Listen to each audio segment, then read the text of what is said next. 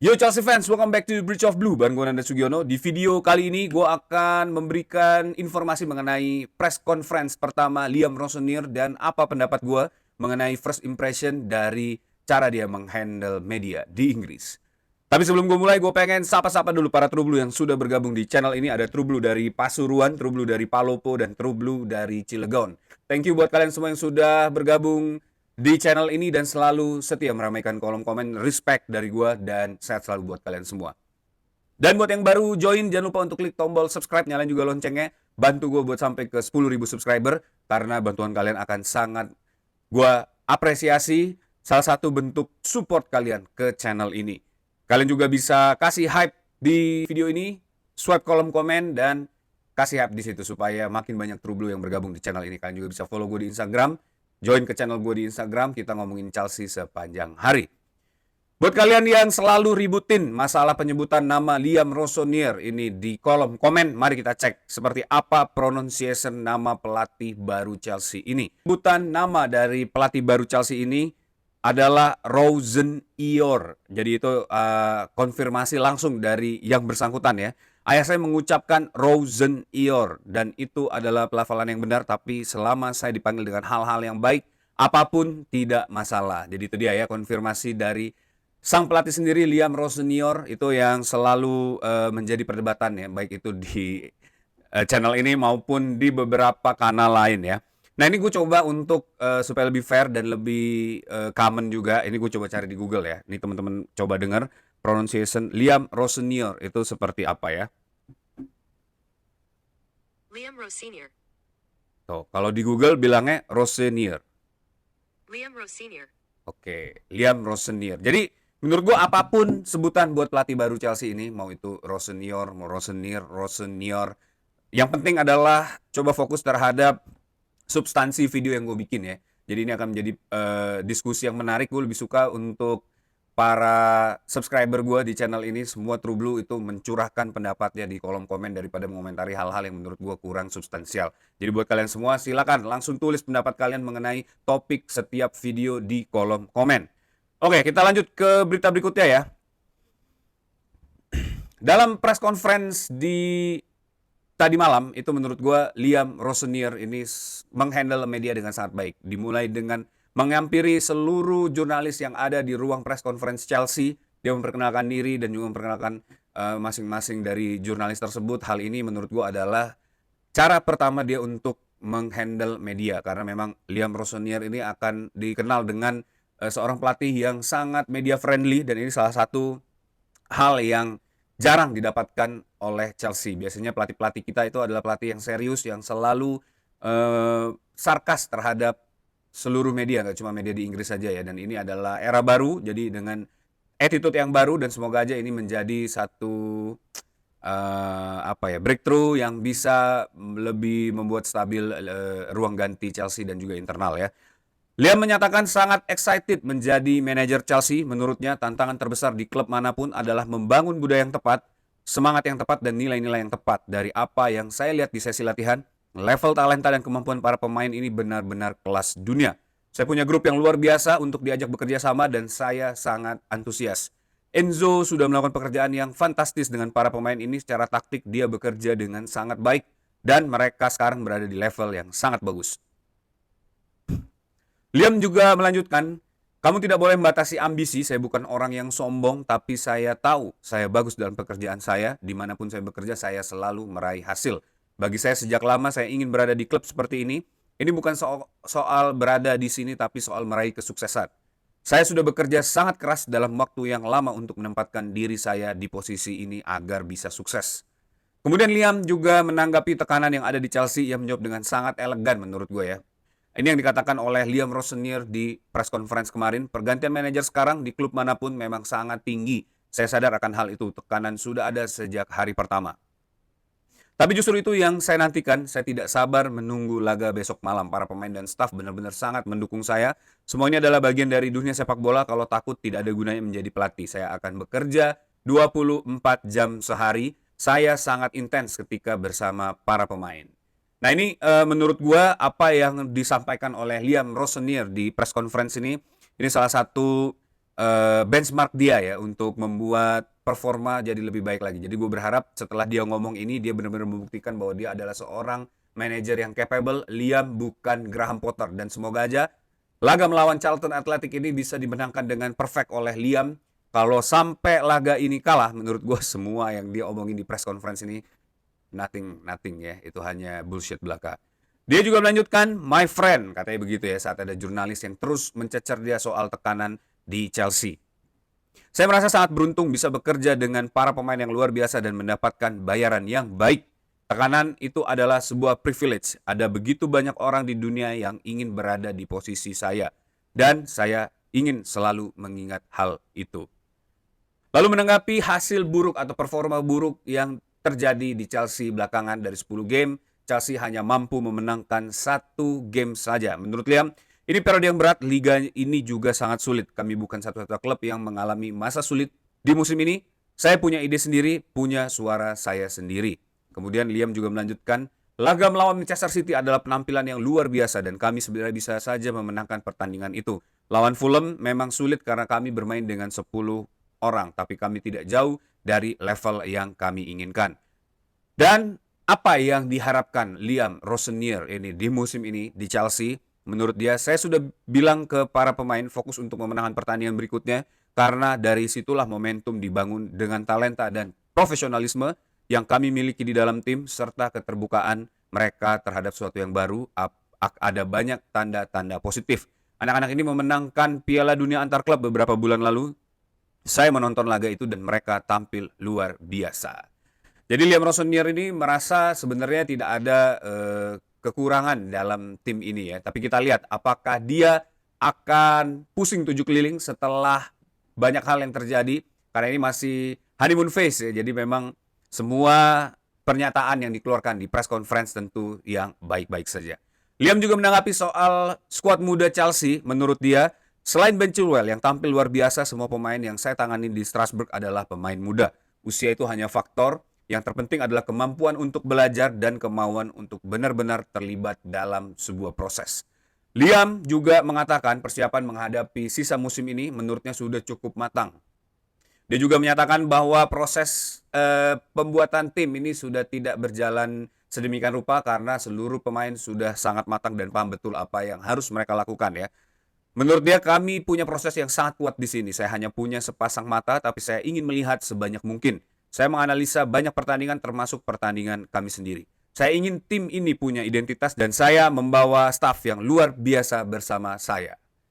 Dan banyak juga jurnalis yang penasaran apakah Liam Rosenior ini akan mengimplementasikan seluruh taktikal yang dia lakukan di Strasbourg. Dan menurut Liam, masalah setup game atau tipe permainan itu akan dibangun pelan-pelan. Karena kita tahu di Strasbourg ini Liam memposisikan goalkeeper itu sangat jauh dari garis gawang. Jadi ini juga yang menjadi poin yang ditanyakan oleh para jurnalis pada saat itu. Apakah Robert Sanchez akan dimainkan sebagaimana Liam memainkan goalkeeper di Strasbourg? Menurut dia, setiap tim berbeda. Saya sangat beruntung punya Jorgensen dan Sanchez, kiper kelas dunia dengan kemampuan kaki mereka, maksudnya dengan passing dan lain-lain ya. Tapi saya tidak akan langsung meminta mereka bermain dari garis tengah. Ini sebuah proses dan proses itu butuh waktu. Itu dia menurut Liam ya. Jadi dia nggak akan buru-buru untuk meminta Sanchez memainkan bola-bola jauh atau berdiri dengan posisi jauh dari goal line ya. Karena gue jujur cukup khawatir kalau Robert Sanchez disuruh keluar dari kotak penalti. Itu kita sempat beberapa kali di musim lalu terjadi hal-hal serupa dan hasilnya tidak baik buat Chelsea ya. Liam juga menanggapi pertanyaan mengenai tanggapan fans terhadap dirinya. Ini yang cukup menarik menurut gue ya. Menurut Liam, di klub sebesar ini para supporter menginginkan kesuksesan dan mereka punya hak penuh untuk menuntut itu. Standar dan tuntutan seperti itu memang sepantasnya ada. Untuk memenangkan hati para supporter, saya harus memenangkan pertandingan. It's a good point. Dan membangun tim yang benar-benar mewakili mereka. It's also good point ya. Saya ingat bermain di Stamford Bridge saat tim Jose Mourinho berada di puncaknya. Ada kekuatan fisik dan mentalitas yang jelas di dalam tim dan itulah yang diinginkan para supporter. Kami sedang membangun suatu dengan cara yang berbeda. Tugas saya adalah menciptakan tim yang membuat lawan takut datang ke Stamford Bridge. Nah, menurut gue ini adalah pernyataan yang clear dari Liam bahwa dia ingin membuat fortress lagi di Stamford Bridge, dan ini juga align dengan tuntutan dari para fans yang disampaikan ke manajemen mengenai pelatih baru ini ya. Dan Liam juga sempat bermain melawan Chelsea di musim 2006-2007. Kalau nggak salah itu adalah debut Liam Rossoneri di Reading melawan Chelsea pada saat itu di Stamford Bridge. Walaupun Reading kalah, tapi permainan itu cukup sengit ya, dan Chelsea memenangkan pertandingan 1-0 lewat penalti dari Frank Lampard. Tentu dia sudah merasakan bagaimana atmosfer Stamford Bridge di eranya Jose Mourinho, di mana kita hanya kebobolan 15 gol sepanjang musim, terus juga 4 tahun tidak pernah terkalahkan di Stamford Bridge, dan ini harapan gue dari statement yang dia sampaikan, dia ingin mengulang kembali kesuksesan tersebut ya. Good luck ya, semoga bisa dan benar-benar capable untuk merealisasikan apa yang sudah dinyatakan ya. Liam juga menambahkan, saat saya datang ke Strasbourg, ini juga cukup unik ya, saya jadi bahan lelucon di media. Mereka bilang kami akan finish di paling bawah, tapi semua kebisingan dari luar itu hanyalah kebisingan. Saya tidak menjanjikan apapun, tapi saya bekerja ke arah itu dan saya merasa kami bisa meraih sukses di sini. Ya, itu yang terjadi ya. Jadi Liam Rossoneri ini adalah salah satu pelatih dari Championship dari Hull City, ditarik ke Strasbourg, dan di Strasbourg kita tahu nggak banyak sih sebenarnya, ada PSG yang selalu mendominasi, dan para media Prancis pada saat itu mungkin memandang sebelah mata seorang pelatih dari Championship yang dibawa ke Strasbourg. It turns out di tahun pertama dia mampu membawa Strasbourg ke posisi terbaik Strasbourg sepanjang tim tersebut berdiri ya, di posisi 7 dan masuk ke kancah Eropa untuk pertama kali. Dan tentu itu adalah pencapaian yang luar biasa buat seorang pelatih muda. Belum lagi dia berhasil mengalahkan PSG di kandang pada saat itu dengan skor 2-1. Itu membuat nama Liam Rossoneri ini cukup harum di kancah Eropa ya. Dan Liam juga menyatakan sudah berbicara dengan kapten Chelsea, Reece James. Menurut dia pemain yang sangat-sangat bagus. Pemain bagus, bisa bermain di banyak posisi. Saya sudah menganalisa pertandingan terakhir, dan Reece dari segi dampak dan performa terus berkembang setiap hari. Sangat menyenangkan bisa bekerja dengan Reece di fase karir seperti ini. Dia masih punya level yang bisa dicapai, bahkan lebih tinggi dari saat ini. Dan saya pelajari sejauh ini, semua pemain di sini ingin meraih sukses. Bukan hanya Reece, tapi kelompok pemimpin tim dan seluruh pemain. Dan Liam juga menanggapi isu indisipliner di Chelsea yang saat ini membawa dampak negatif. Menurut dia, tantangan terbesar kami adalah menyadari dan memaksimalkan potensi yang kami miliki. Punya potensi itu satu hal. Kami tidak boleh hanya menjadi tim yang berpotensi kelas dunia. Kami harus menjadi tim kelas dunia. Itu ya. Jadi ini kayaknya Liam Rossoneri ini menurut gue memberikan pressure kepada dirinya sendiri ya. Mungkin ini untuk memotivasi dia supaya bisa mengeluarkan kemampuan terbaik Chelsea dan juga menjadi seorang manajer yang perform di Chelsea ya. Ya, it's a good thing lah menurut gue dengan semua rangkaian kalimat yang dia keluarkan ini ya. Liam juga ditanya permainan seperti apa yang akan ia bawa ke Chelsea. Menurut dia, saya ingin tim ini dominan. Saya ingin kami punya identitas yang kuat sehingga orang-orang menikmati apa yang mereka lihat dari kami. Saya ingin fokus pada kekuatan tim saya, sekaligus mampu meredam dan mengantisipasi kekuatan lawan. Dan ia juga menanggapi masalah disiplin kartu kuning dan kartu merah Chelsea yang saat ini sudah didapatkan. Chelsea sampai saat ini sudah mengumpulkan 68 kartu kuning dan 8 kartu merah dari seluruh kompetisi. Nilai ini adalah salah satu nilai terbesar yang ada di Eropa, terutama di Liga Inggris ya. Menurut Liam, mereka menunjukkan gairah dan emosi untuk lambang di dada, dan itu hal yang positif. Tapi kami harus tetap tenang ketika menghadapi kemunduran, maksudnya dengan ada kartu merah atau kartu kuning ya. Saya tidak ingin menghilangkan semangat dan passion itu dari mereka. Ya, itu semoga menjadi tentang tim ini menjadi benchmark juga buat kita. Harus di-highlight seperti apa harapan yang dibawa oleh Liam ke Chelsea. Dan sisa musim ini kita akan lihat seperti apa Chelsea bermain di lapangan dan seperti apa performa Chelsea nanti di tangan seorang Liam Rossoneri ya. Menanggapi hubungannya dengan Bluco, menurut dia saya rasa itu semua sama di setiap klub sepak bola. Waktu yang saya jalani di Strasbourg, 18 bulan terbaik dalam karir profesional saya, orang-orang di sini tidak pernah memberikan apapun selain sikap positif kepada saya. Mereka memberi saya ruang untuk membuat kesalahan dan kesempatan untuk belajar. Saya berniat menikmati setiap momen yang ada dan semoga bisa membawa kesuksesan bagi semua orang di klub. Kemudian juga dia mengomentari masalah isu yang terjadi dengan Enzo Maresca tentang otonomi di dalam Chelsea. Terlalu banyak aturan dan micromanaging yang terjadi membuat Enzo Maresca gerah dan akhirnya memundurkan diri dari Chelsea Football Club. Menurut Liam Rossoneri, ini jawaban yang menurut gue agak sedikit diplomatis ya. Ini teman-teman bisa lihat ya. Saya bukan alien, saya tahu dan saya membaca apa yang ditulis media. Ini yang sudah berlarut-larut ya. Tidak mungkin Anda bisa sukses sebagai manajer kalau tidak berani membuat keputusan sendiri.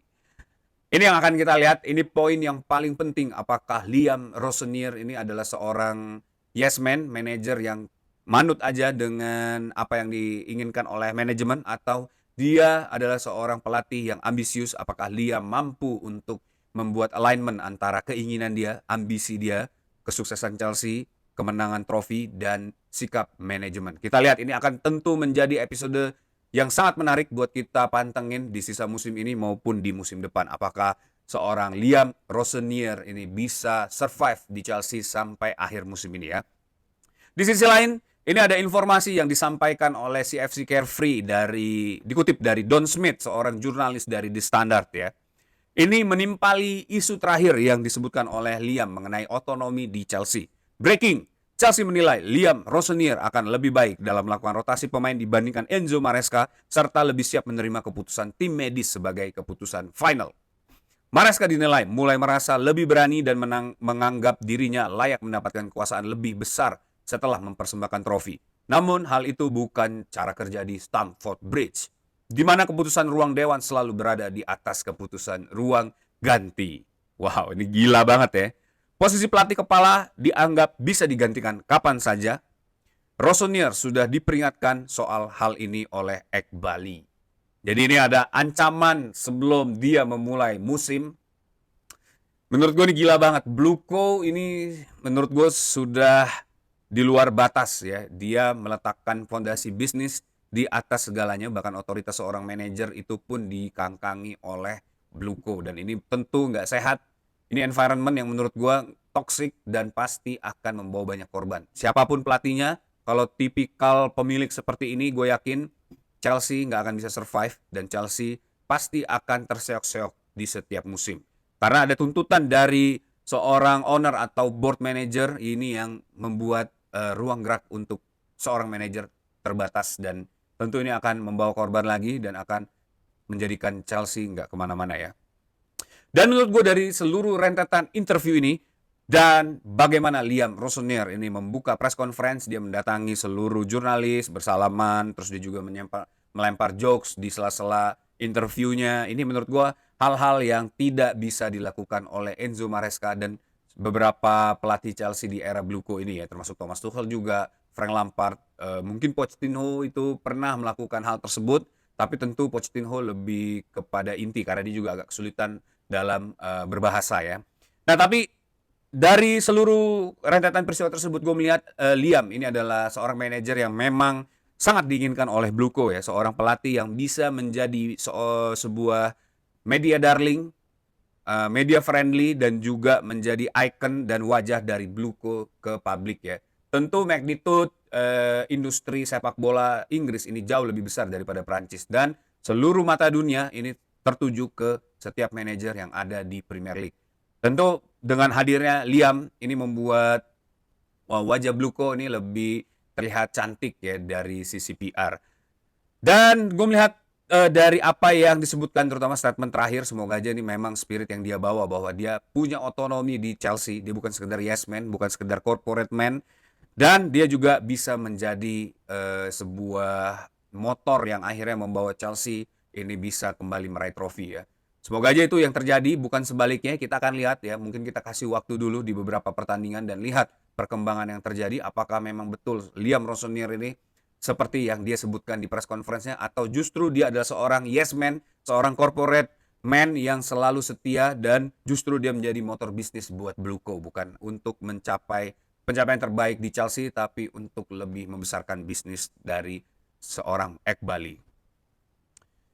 Dan kita tahu juga Bluco ini punya blueprint yang dari awal mereka sudah sebut ya. Bluco ini adalah company yang sangat memberikan rating tinggi untuk sistem pengembangan manajemen klub seperti Brighton dan juga RB Leipzig ya. Menurut mereka sustainability yang diinginkan oleh Bluco itu tercermin dari Brighton dan Leipzig. Tapi kita bisa lihat Brighton dan Leipzig ini apakah meraih trofi dalam tahun-tahun terakhir? Tentu tidak ya. kapan mereka mendapatkan trofi besar dan kapan juga mereka bisa bersaing di eh, posisi-posisi tertinggi liganya masing-masing, kayaknya udah lama banget ya. Dan kalau kita melihat secara keseluruhan apa yang diinginkan oleh Bluco ini membuat Chelsea menjadi sebuah Brighton ataupun RB Leipzig, tentu ini nggak sesuai dengan heritage atau history yang sudah dimiliki oleh Chelsea ya. Brighton dan RB Leipzig tentu nggak sepadan dengan Chelsea. Chelsea memiliki seluruh piala di muka bumi ini, jadi Chelsea seharusnya tidak bisa diperlakukan seperti dua tim tersebut ya. Apapun kompetisi yang diikutin, Chelsea harus memenangkan piala. Dan itu adalah kontrak mati ya, itu yang selalu diinginkan oleh para fans Chelsea, seluruh true blue di seluruh dunia dimanapun berada, pasti sudah tahu bahwa heritage Chelsea adalah menangkan sebuah kompetisi. Sebenarnya gue juga nggak peduli siapapun pelatihnya, bagaimana mereka bereaksi di press conference, atau apa yang ingin mereka lakukan, mereka mau entertain owner atau segala macam. Gue nggak peduli. Buat gue, yang paling penting pelatih ini bisa membawa Chelsea ke jalur kemenangan, bisa membawa piala, trofi, dan memenangkan kompetisi yang diikuti oleh Chelsea. Buat sekarang, gue akan kasih waktu buat Liam Rosenior sebelum gue menilai apakah pelatih ini memang layak untuk melatih Chelsea atau sebenarnya dia hanya seorang yes man dan a corporate man yang selama ini memang diimpikan oleh Bluco. Jadi kita lihat dulu apa yang akan dibawa oleh Liam Rosenior. Caranya gimana? Tentu dengan kemenangan ya. Setiap match yang dimainkan oleh Liam ini akan menjadi pesan tersendiri buat para fans, apakah memang kita semua mau mendukung pelatih ini atau justru sebaliknya kita akan sangat tidak setuju dengan kehadiran seorang pelatih ini. Jadi ini adalah beban yang akan ada di pundaknya Liam mulai dari besok, hari ini, malam ini ya, sampai dengan di masa terakhir dia di Chelsea ya. Pertandingan melawan Charlton ini wajib menang menurut gue. Kalau pertandingan ini kalah di FA Cup, itu artinya seluruh yang dia omongin di press conference ini total bullshit ya. Dan kita akan mempersiapkan diri masuk ke era Graham Potter 2.0, di era kegelapan Chelsea, di mana kita setiap minggu benar-benar depresi melihat permainan Chelsea dan hasil akhir yang didapatkan oleh tim tercinta ini. Nah itu dia, that's it video for today. Kasih pendapat kalian mengenai first interview dari Liam Rosenior dan bagaimana pendapat kalian juga mengenai statement-statement yang dia keluarkan. Tulis di kolom komen, dan buat kalian yang suka sama video ini, kasih likes-nya, dan paling penting subscribe channel ini, klik tombol lonceng di bawah. Bantu gue buat sampai ke 10.000 subscriber, karena support kalian dengan mensubscribe channel ini akan sangat membantu gue. Kalian juga bisa kasih hype di video ini supaya makin banyak True Blue yang bergabung di channel ini. Kalian bisa follow gue di Instagram @nandasugiono. Join ke channel gue, kita ngomongin Chelsea sampai bosen ya. Terima kasih buat kalian yang sudah menonton channel ini dan video ini sampai habis. Terima kasih buat kalian yang sudah menonton video ini sampai akhir. Once a blue, always be blue, up to Chelsea.